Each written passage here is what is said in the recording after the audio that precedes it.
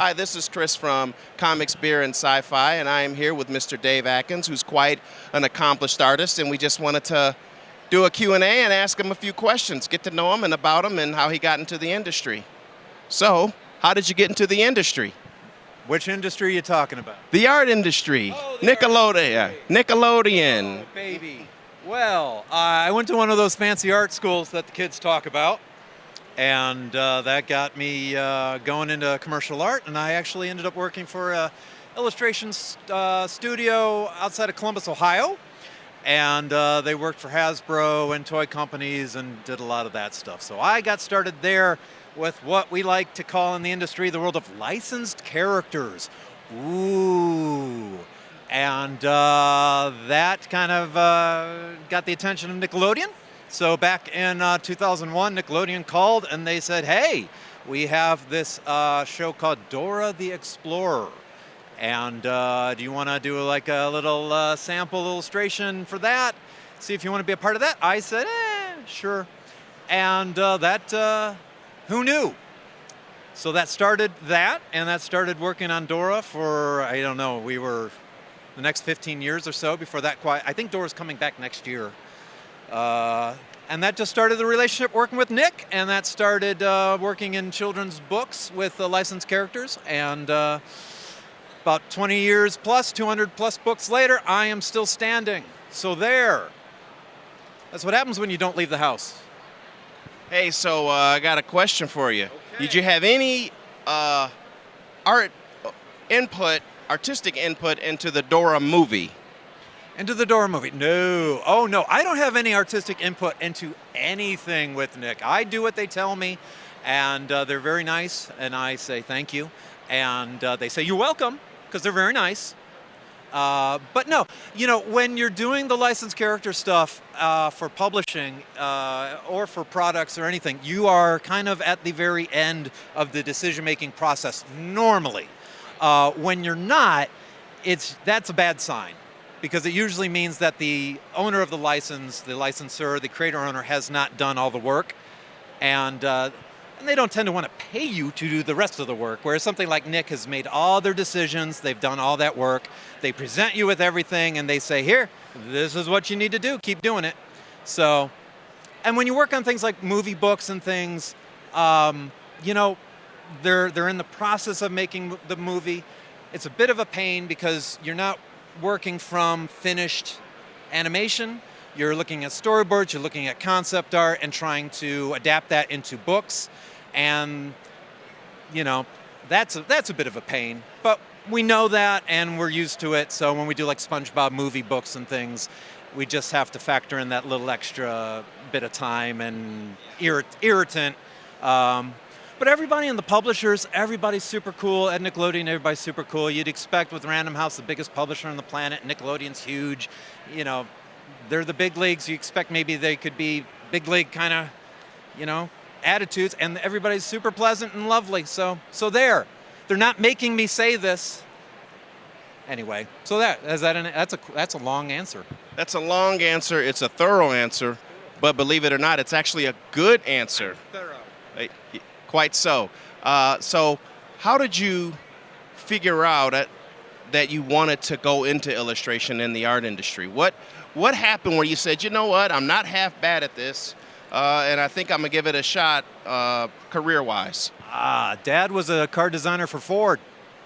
So art was not a mystery in the Aikins household. We had markers. They smelled good. So yeah, we just drew. Dad drew. We drew. I have a brother. He drew. We had comics. Dad bought comics. He'd buy car magazines, buy us a comic. So we had comic books and we drew. There was no mystery. And eventually, as high school came, high school years, when you're the kids at school, everybody always got that's the kid that draws. So by the time high school came along, I had a feeling that this was all that I really was probably useful for. So art school was not a mystery because my dad went to art school. So, it was not, the only real question was more of, do I want to draw cars? And the answer was, oh, hell no. I don't want to draw cars at all. Ugh. Because that little bit of, well, Dad works for Ford. I don't know. So yeah, I had my portfolio going for art school, by sophomore, junior year of high school. I had portfolios. I was doing figure drawing classes out of high school or at a separate place. There was a store in Livonia that also had classes. So we would do that. I would do that on like Monday nights, take a portfolio class, take an adult figure drawing class. I got to draw naked live women when I was 15. And that got me a big scholarship, kids. So basically what I'm saying is, you figure it out. So it paid off. So that big college, art college that you went to, Yeah. what's the name of it? I went down to Columbus College of Art and Design in Columbus. I didn't do, are you guys Detroit area folks? Yes. Yes, I didn't do CCS. At the time, this would have been 91. I didn't really want to be driving downtown Detroit and hanging out down there in 1991. Lovely school, but at the time they were really known for, again, with my dad working for Ford, CCS was a big automotive design, industrial design school back then.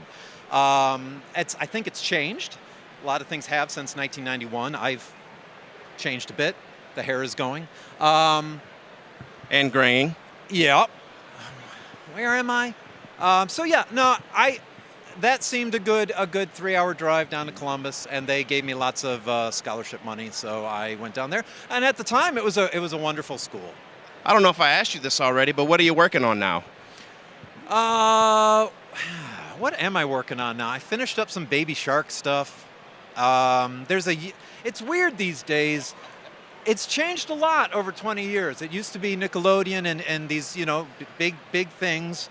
And now it's Netflixy things, and there's a YouTube kids show thing that I think is trying to break into children's books that should be starting up here soon. And then, Nickelodeon has things that pop in. This year's been a little bit weirder and slower because of supply chain issues, I think, and whatnot. But yeah, Blue's Clues is I think still going on. SpongeBob comes and goes. There's got the Camp Coral show, was doing books of that. I think, like I said, Dora, I think is coming back next year. Hopefully it'll be part of that. So yeah. And then I do a lot of product design work for the Hamilton Collection, which is a division of Bradford Exchange.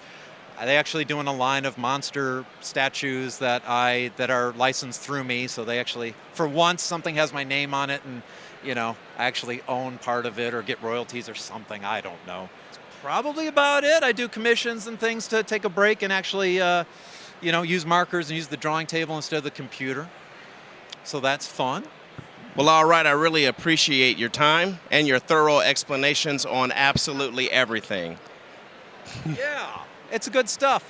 I talk a lot because they don't let me out of the house much. No, I agree. I agree. Takes one to know one. This is Chris from Comics, Beer, and Sci-Fi signing off.